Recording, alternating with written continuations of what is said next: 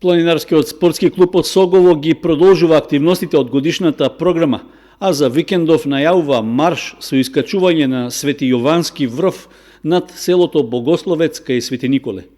Оваа акција се организира за прв пат, при што учесниците кои ќе се вклучат во маршот ќе го посетат и локалитетот Ѓаволски ѕид.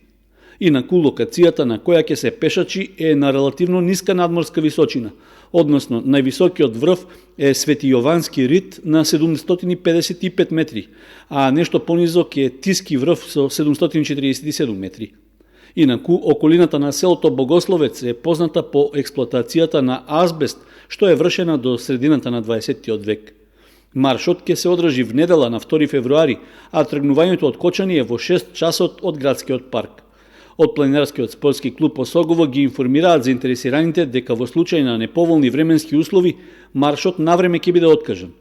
Секој учесник има обврска да ги почитува насоките на водичите за да се избегнат несакани последици.